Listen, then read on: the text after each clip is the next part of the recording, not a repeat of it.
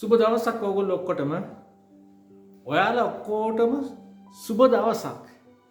අපි අද කතා කරන්න යන්නේ අපි ක්‍රිස්තියානි අය විදිහට අපිට බොහෝ විට මේ කතා කරන දේට අපිව ගොදුරු වෙන්න පුළුවන්. ඒ වෙලාවේදී අපේ ජීවිතේ වැටීම් වලටපත් වෙනවා. එහෙම නැත්නම් කනස්සලු වීමටපත් වෙනවා. එහෙම නැත්නම් එපා වෙලා යනවා. අපිව ගොදුරු වෙන කාරණා වගේක් තියෙනවා ක්‍රිස්තියානි අය විදිහට. දිව්‍යන් වහන්සේගේ දරුවෝ විදිහට අපි බලමු මොකක්ද මේ අද අපි කතා කරන්න යන්නේ කියලා. හොඳ පණිවිඩයක්, හරිම ලස්සන කතාවක් මේක. ඔබ අහන්න.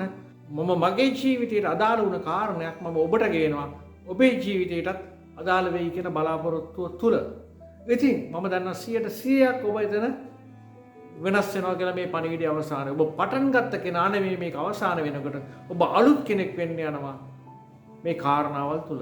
ඉතින් අපි බලමු මොකද්ද මේ පණිවිඩය කියලා. ඔබ දන්නවා අපේ ජීවිත ඉහළට යන විට, ඒ කියන්නේ අපි ආශිර්වාද ලබන විට, අපි බොහෝ දේවල් ලබන විට, යම් ආශිර්වාද අපි ලබන්න අපි වටේ ඉන්න අයට පොඩි ඊර්ෂ්‍යාවක් ඇති වෙන්න පුළුවන්.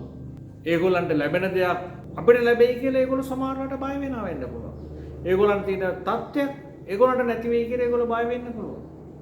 ඒගොල්ලන්ට තියෙන යම් වරප්‍රසාදයක් නැති වෙයි කියලා ඒගොල්ලෝ බය වෙන්න පුළුවන්. එහෙම නැත්නම් ඊර්ෂ්‍යාවක් හදවත ඇතුලේ එන්න පුළුවන්. ඔබ දන්නවා සාවුල් රජතුමාට ප්‍රශ්නයක් ඇති වෙච්ච වෙලාවකදී ගෝලියාත් සමග සාවුල් රජතුමාට මේ යුද්ධ දිනන්න අවශ්‍ය වෙලා තිබ්බා. නමුත් සාවුල් රජතුමාට ශක්තියක් තිබුණ නැහැ ගෝලියාත් එක්ක මේ සටන කරන්න. නමුත් සාවුල් රජතුමා කැඳවනවා තරුණ දාවිත්ව. නමුත් මේ දුටු දාවිත් ඔහු රජකමට ආලේප වෙලා හිටපු කෙනෙක්. රජකමට ආලේපලත් කෙනෙක්. ඔහු මේ අවස්ථාවේ ඉදිරිපත් වෙනවා ගෝලියාත් එක්ක සටන් කරලා ගෝලියාත්ව පරදවන්න.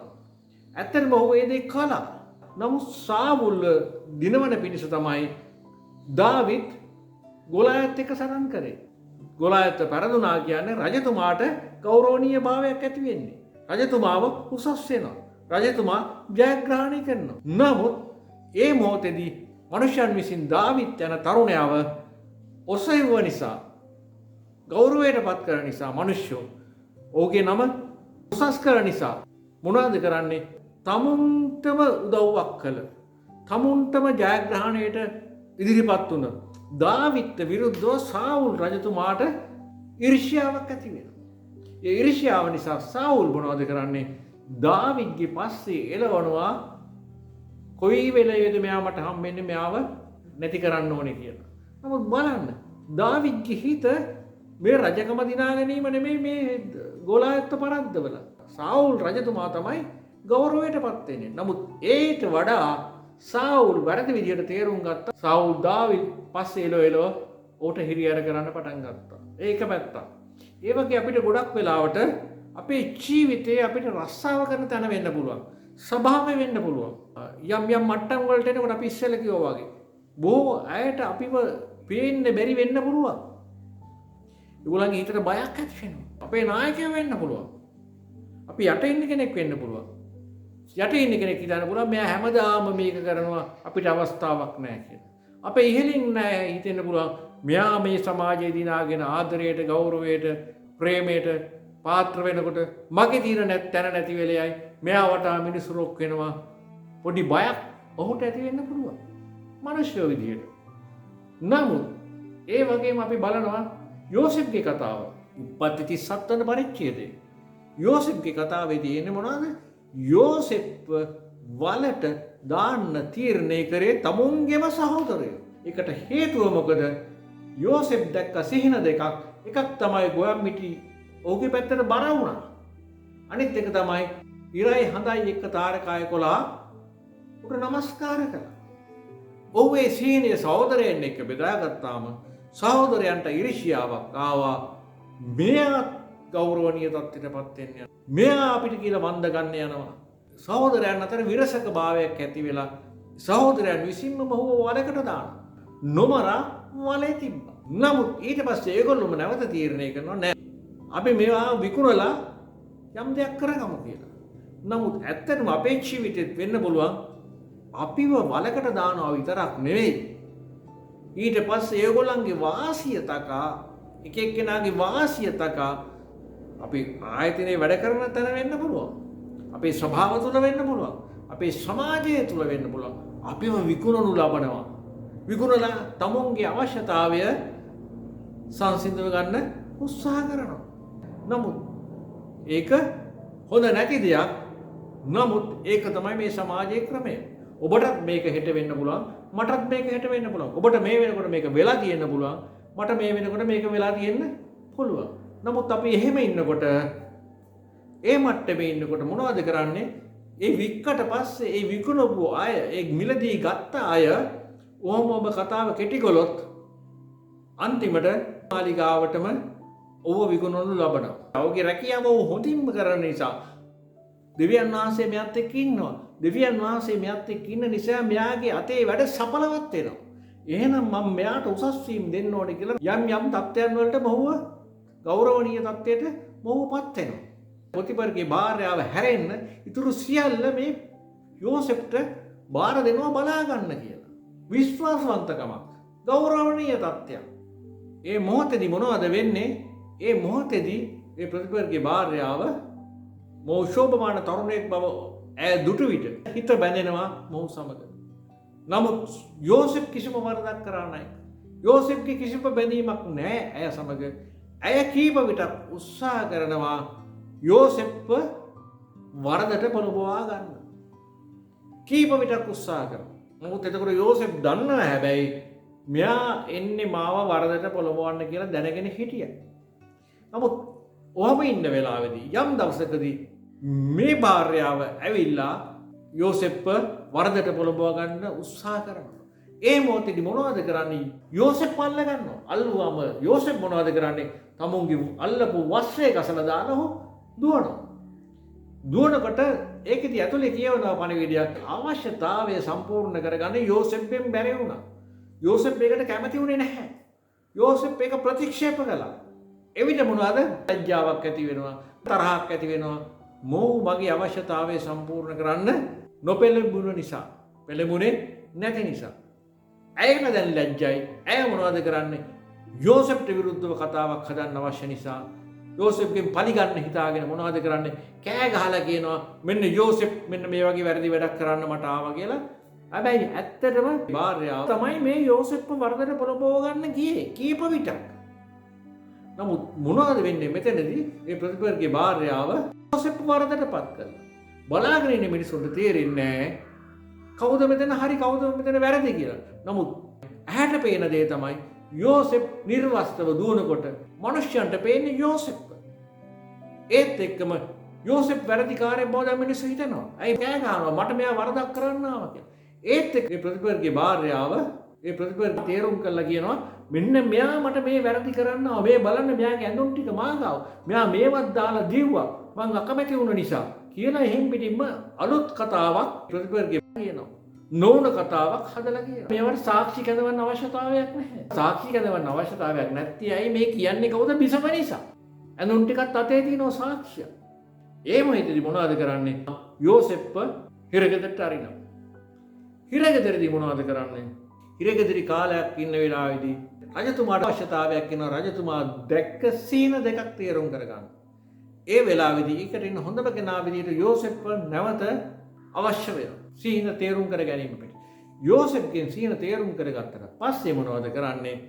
රජතුමා ඒ මොහොතේදී යෝසෙෆ්ව තමුන්ගේ දෙවැනියා කරලා භාණ්ඩාගාරයේ අධිපති කරලා ගබඩාවේ අධිපති කරලා යෝසෙෆ්ව පත් කරනවා. ඒ වගේ ඔබ නොකල වැරදකට ඔබව පාවා දෙනවා වෙන්න පුළුවන් මිනිස්සු. නමුත් යෝසෙෆ්ගේ ජීවිතය දිහා බැලුවම යෝසෙෆ් කොයි වෙලේවත් මේ භාර්යාව වැරදි කියලා කිව්වේ නැහැ. මේ බිසව වැරදි කියලා කිව්වේ නැහැ. නෑ මෙයා තමයි මේක කරේ කිව්වේ නැහැ. කිසි නිදහසට කාරණයක් කිව්වේ නැහැ. යෝසෙෆ්ට දෙන දඬුවම යෝසෙෆ් කැමැත්තෙන් යටත් වෙමින් ඒ දේ පිළිගත්තා. නමුත් අපිට බොහෝ විට වෙන්නේ යන දේ තමයි අපි කාරණා ඉදිරිපත් කරනකොට නෑ එහෙම නෙමෙයි මෙහෙමයි එහෙම නෙමෙයි මෙහෙමයි එයා නෙමෙයි මෙහෙමයි කියලා අපි වෙන කෙනෙක් වර්ධිකාර භාවයට දාන්න යනකොට අපිට ප්‍රශ්න රාශියකට මුහුණ දෙන්න සිද්ධ වෙනවා. ප්‍රශ්නේ ඔඩු දුවනවා. ප්‍රශ්නේ ව්‍යාප්ත වෙනවා. යෝසෙෆ්ගේ ජීවිතය අපි අල්ල ගන්න ඕන කාරණාවක් තමයි නිශ්චල වෙලා ස්වාමීන් වහන්සේට ඔහුගේ ජීවිතේ කාරණාවල විනිශ්චය කිරීම ස්වාමීන් වහන්සේගේ අතට ඉඩ දුන්නා. ඔහු නිශ්චල වෙලා හිටියා. ඔහු හිරගෙදරට ගියා. නොකල වරදකට මාව හිරේ දැම්ම කියලා උට වේදනාවක් තියෙන්නේ නැති. නමුත් ස්වාමීන් වහන්සේ ජීවමාන වූ සැබෑ වූ ධර්මිෂ්ඨ වූ දෙවියන් වහන්සේ නිසා ධර්මිෂ්ඨ විනිශ්චයක් යෝසෙෆ් කෙරෙහි දෙවියන් වහන්සේ දුන්නා. ඒ රජ මාලිගාවේ දෙවෙනි තැන ඔහුට හම්බ වුණා. ඒ වගේම ඔහු වලට දාපු ඔහු මේ තත්ත්වයට පත් කරපු හැම කෙනෙක්ම නැවත යෝසෙෆ් ගාවට එන්න සිද්ධ වුණා. ඒ දේශයේ සාගතය වෙන විට යෝසෙෆ් හිටපු දේශේ කානාන් කියන කිරියෙන් පැනීම උතුරන දේශයේ කිරියෙන් පැනීම උතුරන දේශයක සාගතයක් වෙයි කියලා අපි හිතන්නේ. ඒ සහෝදරයන්ගේ ජීවිතවලට ඕ බලාපොරොත්තු නොවන සාගතයක් ඇති වුණා. ඒ සාගතයේ දී ස්වාමීන් වහන්සේ ඒ අයව නැවත යෝසෙෆ් ගාවට එවනවා. යෝසෙෆ් දැන් ඔවුන්ට උපස්ථාන කරනවා. ඒක දිග කතාවක්. ඔබ බලන්නේ දේව පරිච්ඡේද මම යටින් දාන්නම්. ඒ වචනේ ඒ පද කීපය ඔබ කියවලා බලන්න.